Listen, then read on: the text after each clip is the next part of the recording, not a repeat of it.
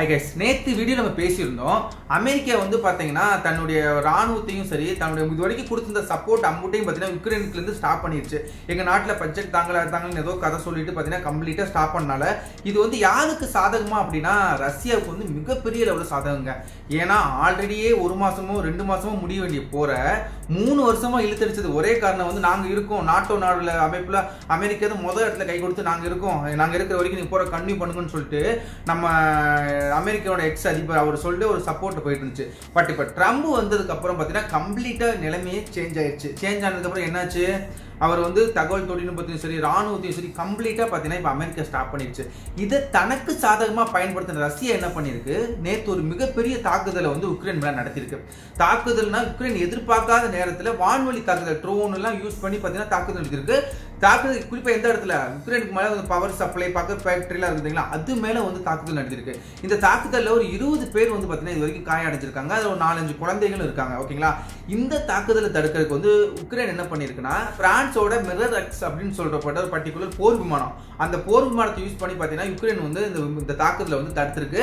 But இந்த தாக்குதல் இப்படி நடக்கும் அப்படின்னு கேட்டீங்கன்னா உக்ரைன் வந்து எதிர்பார்த்திருக்காரு. ஏன் அப்படின்னா இது நாள் வரைக்கும் ரஷ்யா எந்த மாதிரி எல்லாம் பிளான் பண்ணுது, எங்க இருந்து தாக்க வருது அப்படின்னு சொல்லிட்டு எல்லா ஒரு தகவலையும் வந்து பாத்தீங்கன்னா அமெரிக்கா தான் யுக்ரைனுக்கு வந்து ஷேர் பண்ணிருந்துச்சு. இந்த மாதிரி தாக்குதல் வராங்க, இந்த எல்லையில இருந்து இவ்வளவு பேர் வராங்க அப்படின்னு சொல்லிட்டு எல்லா விஷயமும் பாத்தீங்கன்னா அமெரிக்காவுக்கு தெரிஞ்சிருது.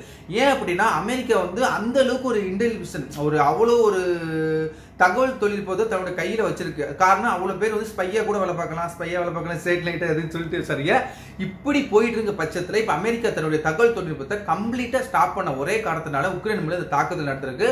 உக்ரைன் வந்து தாக்குதல் இருந்து பாத்தீங்கன்னா வெளியே வருவதே ஒரு ரொம்ப நாளைக்கு ரொம்ப கஷ்டம்.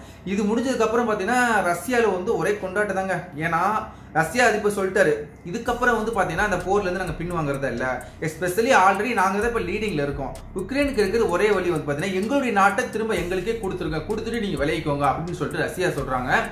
ஏன்னா அமெரிக்கா வந்து பாத்தீங்கன்னா இப்ப உக்ரைனுக்கு ரொம்ப ஒரு கெடுபிடி கொடுக்குது. நீங்க வந்து ஒண்ணு அவங்க கேட்கிற பகுதியை கொடுத்துருங்க, இல்ல அப்படின்னா நீங்க அப்படியே போயிட்டு இருந்தீங்கன்னா வந்து மூன்றாம் உலக போர் வரதுக்கான சான்சஸ் இருக்குன்னு சொல்லி ட்ரம்ப் வந்து ஆல்ரெடி சொல்லிட்டாங்க. பட் ட்ரம்ப் வந்து பண்றது கேட்டீங்கன்னா ஒரு மிகப்பெரிய தப்பு தாங்க.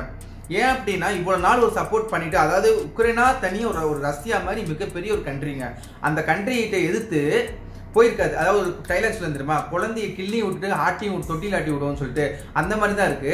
நாங்க இருக்கோம்னு சொல்லிட்டு நாட்டோ நாடுகள்லாம் சேர்ந்து மொத்தமா வந்து பாத்தீங்கன்னா உக்ரைனை வந்து உசுப்பேத்துச்சு. உக்ரைன் அதை நம்பி போர் தொடுத்து இவ்வளவு நாள் அமெரிக்கா வழிநடத்தி வந்துச்சு.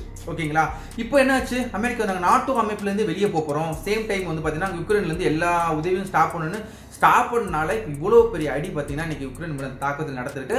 ரஷ்யாவில் ஒரு சில மீடியாக்கள் உக்ரைன் இருக்கட்டும் இல்ல நாட்டோ கண்ட்ரிலாம் இருக்கிறதுலாம் அவங்க என்ன பேசிக்கிறாங்க அப்படின்னா ட்ரம்ப் வந்து பாத்தீங்கன்னா ரஷ்யாவோட ரகசிய ஒரு உளவாளியா இருக்கலாம், இல்ல ட்ரம்போட அதிபரும் ரஷ்ய அதிபரும் 2 பேரும் ஒரு க்ளோஸா டீல் பேசியிருக்கலாம் அல்லது ஒன்னு சேர்ந்துருக்கலாம். பேசினாலே இப்ப அவங்க 2 பேரும் ஒன்னு சேர்ந்துட்டு இப்ப அகைன்ஸ்டா திரும்புறாங்க அப்படின்னு சொல்லிட்டு ஒரு பர்டிகுலர் இடத்துல ஒரு சில பேர் பேசிக்கிட்டு இருக்காங்க. ஸ்பெஷலி இது இருக்க போது இதுல வந்து பாத்தீங்கன்னா இப்ப ரஷ்யா வந்து ஒரு முடிவு பண்ணியிருக்கோம். இது நாள் வரைக்கும் வந்து பாத்தீங்கன்னா ஒரு இதுலயே போர் புரிஞ்சதுனால இதுக்கப்புறம் வந்து வெற்றி வாய்ப்பு வந்து ரஷ்யாவுக்கு அதிகமா இருக்கு. இப்போ வந்து பாத்தீங்கன்னா நாட்டோ அமைப்புகள்லாம் மொத்தமா சேர்ந்து அமெரிக்கன் இது வரைக்கும் கொடுத்திருந்த அமெரிக்கா வந்து பாத்தீங்கன்னா பெரும் லெவல் சப்போர்ட்டை வந்து கொடுத்திருந்தாங்க. அதை ஈக்குவல் பண்ண முடியுமா அப்படின்னு கேட்டா அந்த ஒரு கேள்விக்குறி தான்.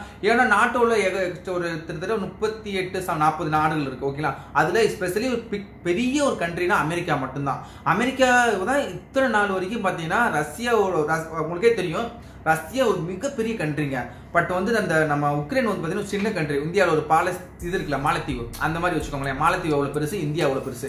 இந்தியா லெவல் ரஷ்யா இங்க இருக்கு, மாலத்தீவு உக்ரைன் இருக்கு. இப்படி இருக்கிற பட்சத்துல நாட்டோ அமைப்புல வந்து உக்ரைன் இப்ப உக்ரைனுக்கு இருக்கிற கடைசி வழி என்னன்னா நாட்டோல போய் சேரணுங்க. நாட்டோல சேர்ந்து இப்ப நாட்டோ நாடுகள் எல்லாமே வந்து ஐரோப்பிய நாடுகள் எல்லாமே வந்து உக்ரைனுக்கு சப்போர்ட் ஆல்ரெடி சொல்லிட்டாங்க.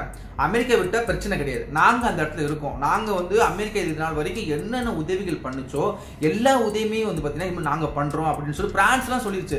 தகவல் தொழில்நுட்பம் எங்ககிட்ட இருக்கு, எங்ககிட்ட ஸ்பைக்கு ஆள் இல்லையா, நாங்க நிறைய இடத்துல ஸ்பைக்கு ஆள் வச்சிருக்கோம், இங்க என்ன நடந்தாலும் எங்களுக்கு நியூஸ் வந்துடும் அப்படின்னு சொல்லிட்டு பிரான்ஸ் சொன்னாலுமே எஸ்பெஷலி இது நாள் வரைக்கும் என்ன நடந்துச்சுன்னா ஒரு விஷயம் வெளியே லீக் ஆகுதுன்னு வைங்களேன். உதாரணத்துக்கு வந்து பார்த்தீங்கன்னா ரஷ்யா வந்து பர்டிகுலராக இந்த இடத்துல ஒரு தாக்குதல் இங்கே ஏன்னு ஒரு இடத்த வந்து பார்த்தீங்கன்னா ரஷ்யா தாக்க போகுதுன்னு ஒரு விஷயம் லீக் ஆச்சுன்னா அந்த விஷயம் வந்து பார்த்தீங்கன்னா அமெரிக்கா தான் முதல்ல கேப்சர் பண்ணி வெளியே விடும். ஓகேங்களா? அதுக்கப்புறம் தான் நாட்டோ நாடுகளுக்குலாம் கிடைக்கும். நாட்டோவில் வந்து ஐரோப்பா மாதிரி நாடுகள் கிடைக்கும் போது அவங்க வந்து இந்த உண்மை வந்து விஷயம் கன்ஃபார்ம் பண்ணுவாங்க. எப்படி கன்ஃபார்ம் பண்ணுவாங்கன்னா அமெரிக்கா சொல்லியிருக்கு, அப்போ இது வந்து 100% உண்மையாக தான் இருக்கும். கன்ஃபார்ம் பண்ணதுக்கு அப்புறம் உக்ரைனுக்கு வரும். உக்ரைன் வந்து ஓகே இப்போ இது நடக்க போகுது, இதுக்கு ஏற்ற மாதிரி நம்ம பிளான் பண்ணிக்கலாம்னு சொல்லிட்டு உக்ரைன் வந்து பிளான் பண்ணி இவ்வளோ நாள் வரைக்கும் போரை வந்து ஒரு தள்ளி கொஞ்சம் தடுத்துக்கிட்டே போயிட்டு இருந்தாங்க. பட் இப்போ அமெரிக்கா இல்லாத அந்த பட்சத்தில் பிரான்ஸ்ல வந்து அந்த அளவுக்கு ஒரு அதிகாரப்பூர்வமான ஒரு விஷயத்தை சொல்ல முடியுமா அப்படின்னு கேட்டால் அந்த இடத்துல கேள்விக்குறி தான். ஏன் அப்படின்னா இப்போ நாட்டோ அமைப்புகள் வந்து அவ்வளோ இருக்கு. இப்போ ஏதாவது ஒரு கண்ட்ரி இருக்கு, அத்தனை ஒரு கண்ட்ரிக்கு ஒரு நியூஸ் கிடைக்குது, இந்த வந்து இன்னைக்கு வந்து ரஷ்யா இந்த மாதிரி தாக்குதல் நடத்த போது, ரஷ்யாவில் இந்த மாதிரி நடக்க போது ஒரு நியூஸ் கிடைச்சுன்னா அந்த நியூஸ் வந்து யுக்ரைனுக்கு எவ்வளோ சீக்கிரம் போய் அடையும், இல்லை உண்மையான நியூஸா பொய்யா மிஸ்இன்ஃபர்மேஷன் ஏதாவது வந்துச்சுன்னா இதனாலேயே அந்த நியூஸ் வந்துமே உக்ரைனுக்கு எந்த வித பயனுமே கிடையாது. உக்ரைன் முழுக்க தோக்குறதுக்கு இதுவே இருக்கணும். ஆல்ரெடியே தோக்குற நிலைமையில தான் இருக்கு. ஸோ கைஸ் நம்ம வந்து முடிஞ்ச அளவுக்கு இந்த வீடியோ அடுத்து என்ன நடக்க போகுது அப்படின்னு சொல்லிட்டு நிறைய கவர் பண்ணிப்போம்னு நினைக்கிறேன். நம்ம சேனலை வந்து கண்டினியூ வாட்ச் பண்ணுங்க. இதுக்கப்புறம் என்னெல்லாம் நடக்க போகுது, அடுத்து ரஷ்யா என்ன போகுது, உக்ரைன் வந்து போர்ல இருந்து தடுக்கிறதுக்கு பின்வாங்குமா வாங்காதா, ஒரு பக்கம் உக்ரைன் அதிபரும் வந்து பின்வாங்குற மாதிரி இல்லை, ரஷ்யாவோட அதிபரும் பார்த்தீங்கன்னா ஒரு பூனையும் எலியும் பூனையும் மாதிரி தான் இருக்காங்க. என்ன நடக்குது அப்படின்னு சொல்லிட்டு கண்டினியூ நம்ம சேனலில் பார்க்கலாம். அடுத்தடுத்து நம்ம சேனல் மிஸ் பண்ணால் பார்க்கணும்னா ப்ளீஸ் சப்ஸ்கிரைப் பண்ணுங்க கைஸ். இந்த வீடியோ ஒவ்வொன்றும் மேக் பண்ணுறதுக்கு ரொம்ப ஒரு எஃபெக்ட் போட்டு தான் பண்ணுறேன். அவ்வளோ ஈஸி கிடையாது, உங்களுக்கே தெரியும். அடுத்து என்ன நடக்க போகுதுன்னு சொல்லிட்டு ஒவ்வொரு நியூஸாக கலெக்ட் பண்ணி உங்ககிட்ட வந்து சேர்க்கணும். ஓகே, இந்த வீடியோ உங்களுக்கு பிடிச்சிருக்கும் நம்புறேன். நாளைக்கு அடுத்து என்ன நடந்துச்சுன்னு சொல்லிட்டு அடுத்த என்னன்னு சொல்லி முழு அம்சம் அப்டேட் பண்ணுறேன். நம்ம சேனல் புதுசாக வந்தீங்கன்னா ப்ளீஸ் சப்ஸ்கிரைப் பண்ணுங்க. உங்கள் ஃப்ரெண்ட்ஸ் யாராவது இந்த மாதிரி நியூஸ் இன்ட்ரெஸ்டிங்கான நியூஸ்லாம் நிறைய பார்ப்பாங்கன்னா அவங்களுக்கு ஷேர் பண்ணுங்க. இதோட நான் இந்த வீடியோ முடிச்சுக்கிறேன். தேங்க்ஸ் ஃபார் வாட்சிங் கைஸ். தேங்க்யூ.